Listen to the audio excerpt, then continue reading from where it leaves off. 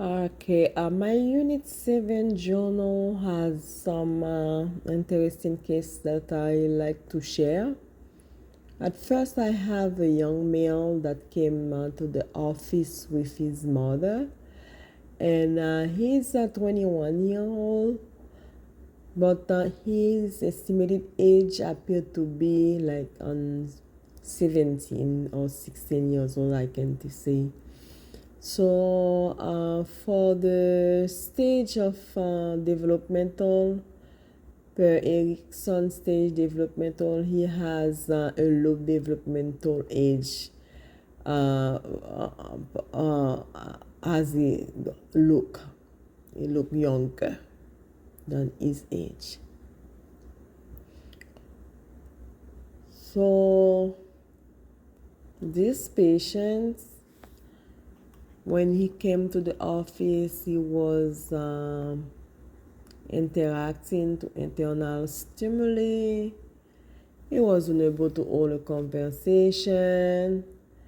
His intellectual functions was low, judgment, and we cannot really able to assess the judgment also because due to he's responding to internal stimuli. You can see he's talking to himself, and so he was dressed like appropriate, but a little bit of disheveled, and smell a little bit, I can say. His skin was dry, flaking. So he appeared anxious, disorganized, but he's alert, oriented. And he has an history of missing his medication, and apparently I think that's what happened. He doesn't take his medication, so that's what the mom reported. So the patient doesn't seem doing well mentally. His behavior was a little bit disturbing to the office staff. But he wasn't violent. He wasn't aggressive either. He was acting erratically and seemed unpredictable and impulsive, but nothing violent at this time. It was more hallucination and behavior. So he cannot hold a conversation, as I mentioned. He's hallucinating. So he's entertained by his own hypersexual behavior. So the patient's actually, he's on Zyprexa and Ativan, olanzapine, and valproic acid. So from as we can see, his diagnosis for schizophrenia. So and I can say schizophrenia paranoid disorder, and that's the diagnosis. So what the provider do, we did some lab for him because it's been like 6 months. Yeah, we did a lab. We did a CBC, CMP, and valproic acid. So the Zyprexa was increased. Zyprexa increased to Zyprexa increased to 10 milligram. Ativan was increased as well from 0.5 in the morning and 1 milligram at night. He's not a drug abuse kid, so he's on the olanzapine stayed the same, and we didn't touch the valproic acid, and we're waiting for the lab result to come. So the suggestion education was provided to the mom and we refer the mom to a daily daycare center, so he can attend daycare and has interaction and also we recommend group therapy for him. So he can be in less for the hallucination, to manage the hallucination along the medication. So that's what happening with that patient. Second, I have a patient that 74 years old, Nora. That patient is having dementia with behavior. He has an history of non-compliance with his medications. So he was seen 2 weeks ago for anxiety. He was very anxious.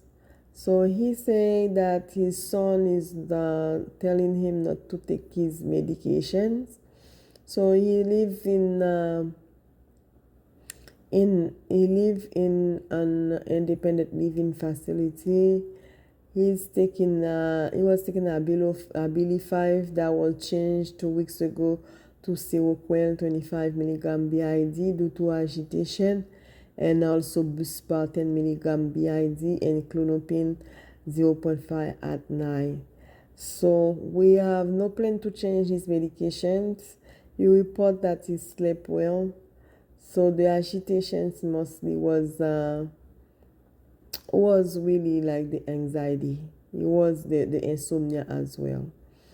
So he slept well since he's been taking the Seroquel. So we'll see him in 1 month. He's doing well in the medication that he's taking. Just for the people that's taking care of him to continue monitor his medications where he lives. Well, I also have a patient, Zeno, 39 years old, that also live in an independent living facility. They can come out as they want. He has a history of schizoaffective disorder and anxiety, substance abuse, cocaine. He recently changed to move to a group home due to the fact that his father was his representative payee, but the father is old now and cannot handle his financial. But he also has a story of civil arrest for beating the father. His civil hospitalization also. The sister is the representative payee right now. He's on Zyprexa 10 milligram daily, and he seems stable on his med at this time. However, what he really needs today, he wants the provider to sign a paper for his disability in order to manage his money. However, when the sister's been contacted, she said they tried for the past, and even the father buy him a condo. He moved from New York actually, but he lost the condo and been homeless on several occasions. So that means he cannot control his money. He has an allowance $20 a week that doesn't even last a few hours because he's a drug addict. So therefore, the provider decided not to sign this disability paper due to the fact that he will go back and relapse in drugs again. So him also was referred to therapy, to group therapy. That was another referral. And I have another patient that came initial psych evaluations for insomnia. He has several hospitalization and was deceased the last time for November 21 for major depression disorder. At this time, he's feeling anxious all time, depressed, hopeless, helpless. He's single, never married. He also lives in an independent facility. He came to the office. At this moment, he has no suicidal thought. At this moment, he report sleeping okay because he's had trazodone starting last month, and he say he rests well since he's been taking the trazodone, and He's on FXS 75 milligram. That was increased to 115. He's doing well. So and we don't touch anything in the plan of care. So that was all for Unit 7.